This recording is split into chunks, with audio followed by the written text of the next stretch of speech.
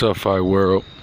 I wanted to cover all the fights that was gonna happen today, but I'm just make the predictions on the Terrence Crawford and Jeff Horn. Now, before I make any of my predictions or state what I think each opponent should do for victory, I want to discuss something that's going on in the media and with Jeff Horn team and just everyone that's giving their 2 cents on this fight. Now, what I noticed is that Jeff Horn is a huge underdog, which I can understand why he's a huge underdog, especially over here. But what I'm also observing is the fact that everyone is okay with Jeff Horn being the underdog. Even Jeff Horn seems like. Now, to me, it kind of looks like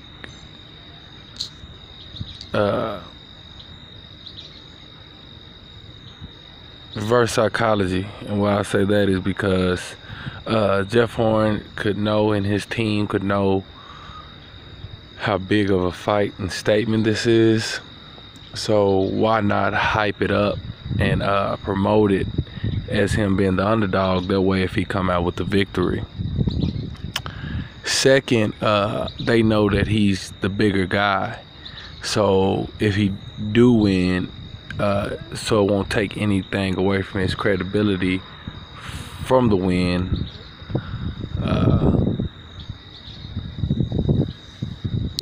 So I think that's another way that they're accepting being the underdog and not really trying to talk their way out of it, because they don't want to say, oh, well, they don't want, if the boxing critics are just the casual boxing fans or the boxing fans after the fight, to have controversy, kind of like Pacquiao. Now that that's covered, and that's basically what I see what is going on. They're accepting being the underdog because they know they're fighting a smaller guy, because this is Terrence Crawford's first fight at 147. I can understand why he would get a title fight at 147 as soon as he comes up to 147. Now, I didn't know Terrence Crawford was going to make that move to 147 maybe a year or 2 years ago. But now that this is happening now, and I realize that I kind of see what kind of manifested, because here you have Pacquiao getting beat by Horn and get his title stripped, and then Terrence Crawford moves up. Now, if that fight with Jeff Horn and Pacquiao would have went the other way, then you would have had basically Terrence Crawford fighting Pacquiao right now. So that's just something you guys should kind of ponder on, what I just said. If the decision would have went the other way, today we'll be getting ready to see Terrence Crawford and Manny Pacquiao. So it's almost, well, like I said, just think on that. So it almost makes me think, what was the reasons of that controversial win over Pacquiao? When I watched the fight, honestly, it could have went either way for me, because I think Pacquiao woke up too late. But at the same time, I feel like he was the champion and Jeff Horn was the challenger.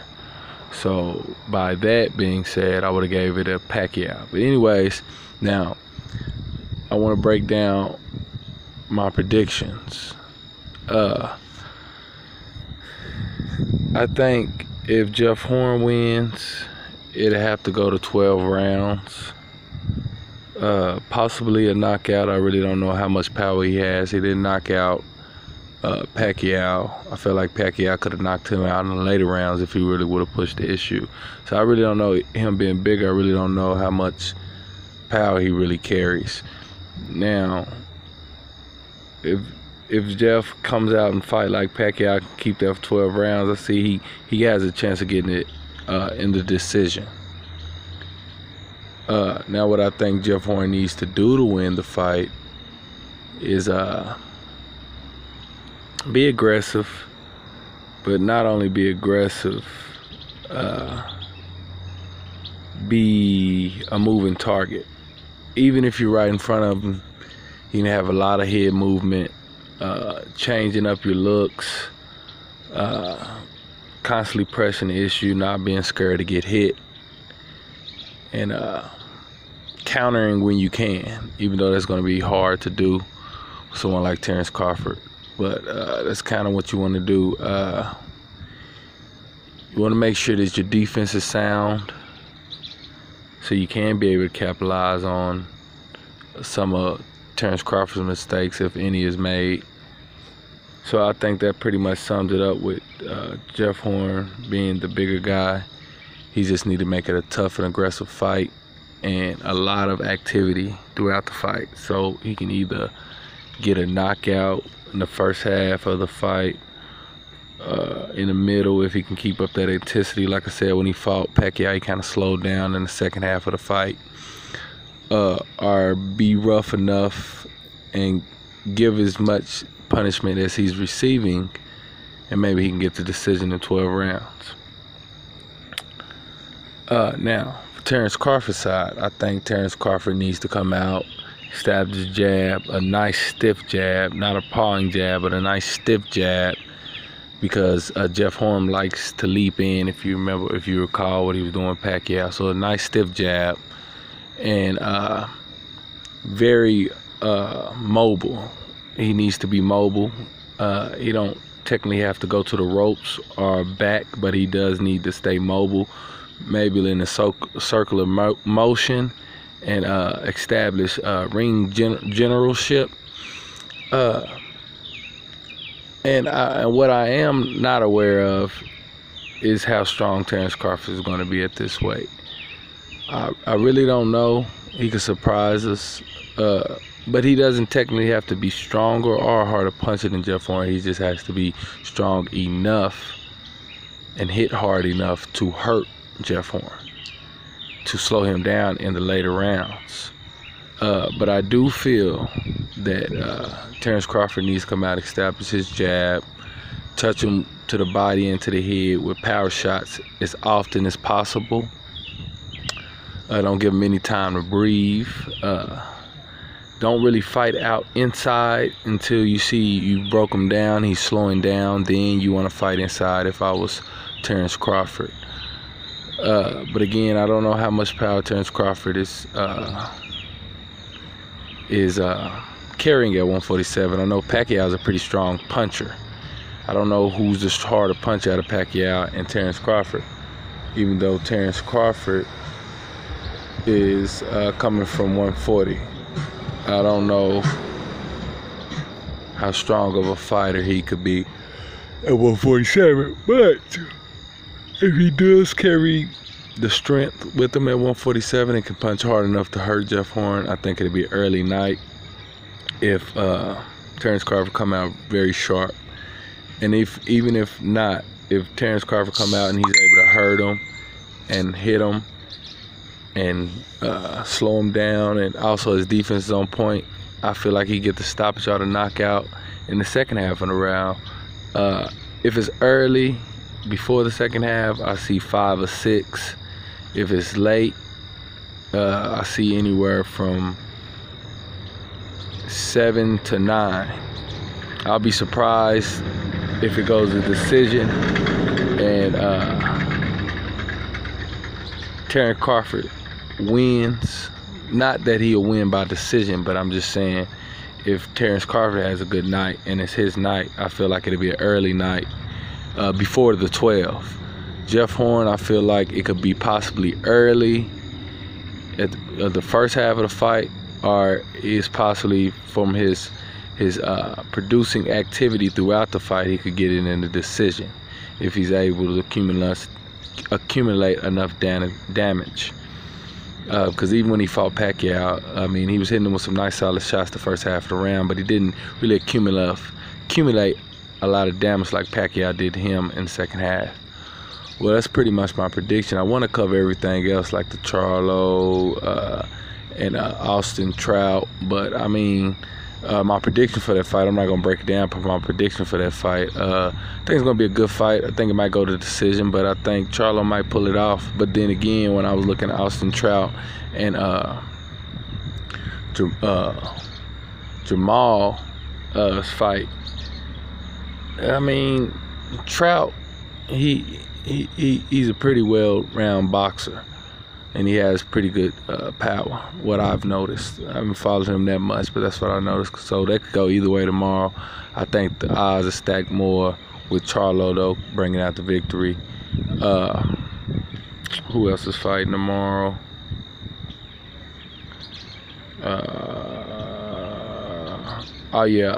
Tyson Fury is fighting tomorrow. I think that's a tune-up fight. But I think it's going to give people more of a visionary, a visual of what to expect if he decides to join the heavyweights. And maybe we'll see Deontay Wilder and him, Anthony Joshua and him. Who knows? But I'm really kind of tired of Anthony Joshua ducking Wilder. Because Anthony, and I'm going off topic, but this is what I wanted to cover too. I waited so late because I kind of forgot, so I just decided to cover the Terrence Crawford and Jeff Horn. But anyways, Anthony Joshua states in a lot of interviews prior to, and you just got to go back and listen, that his main objective is to be the undisputed and calculate all the belts. There's only one champion left, and that's Deontay Wilder. So why wouldn't you take that fight? What other? So you're being hypocritical because you said that's the main objective. He has the last belt.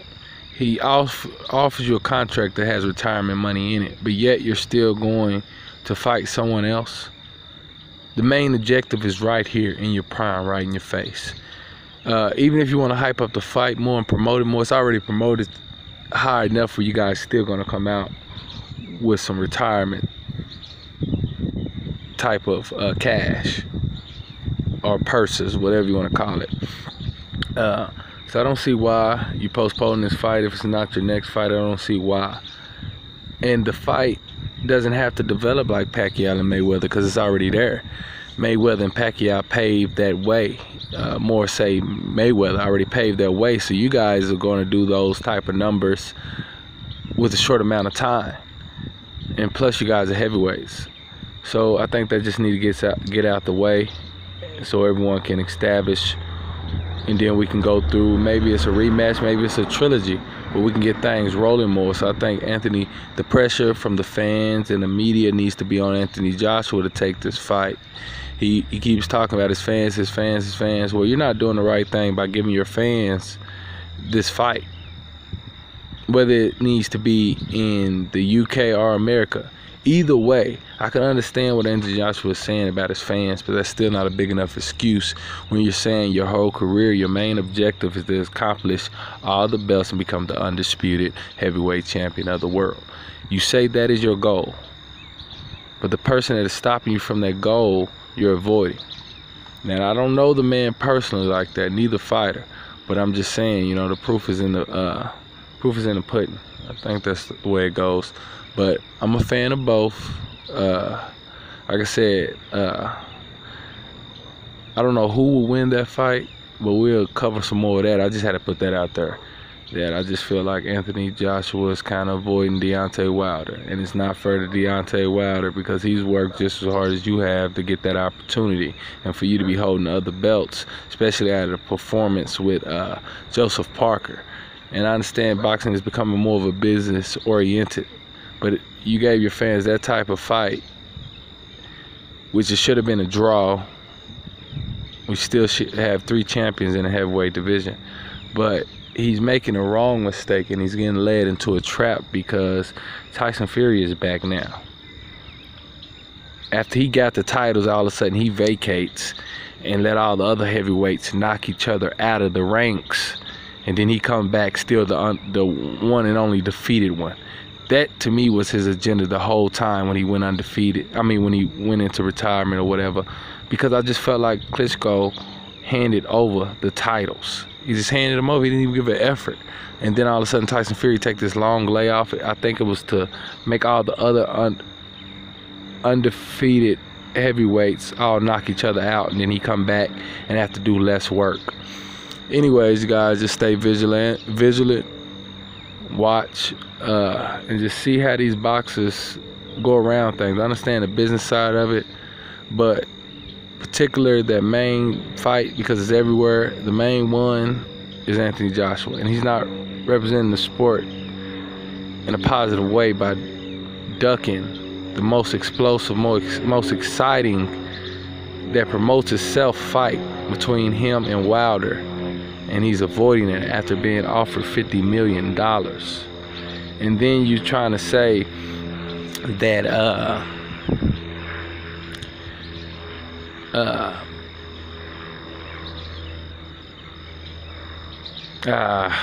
I covered on another video because something else took my train of thought. But another thing I wanted to admit, another thing I wanted to cover, and then I'm gonna leave it alone for the night or for today. Canelo and Triple G. Triple G deserves half, and if not half, he deserves 45-50. We cannot forget this guy has tested dirty twice or 3 times, Canelo. So if Triple G is still willing to fight him, he needs to at least get half. I can understand the first fight, but the second fight, no, especially after testing dirty. 50-50 or at least 55-45. But, and also the boxing media and the fans need to support Triple G on that. Do what's right, because Canelo shouldn't even be fighting no more this year. He should be suspended indefinitely for at least a year or 2. But, you know, you got a whole country behind you. That's just the way it works. But Triple G definitely deserves more. I mean, he's been fighting everybody. I have newfound respect for Triple G because he does fight. He does fight anybody they put in front of him. But again, he's getting older. He deserves those big paydays, especially when he. What is the purpose of fighting a Canelo on the business side if you don't reap the benefits? When you fought Mayweather, even if you took a loss, Mayweather made sure you got paid because you earned that. That's why you're fighting him in the first place. But anyways, to next time, Fight World. We got a long day of good fights. I can't wait to see them. Some I might miss, but the ones I do get to see, I can't wait. And then I'll check the highlights on the other ones. And I'll be back with some more boxing news, boxing updates, and predictions for you guys. I ain't done one in a while, but, you know, I'm back on it. All right, peace out. Keep God first. Always. Many blessings. Amen.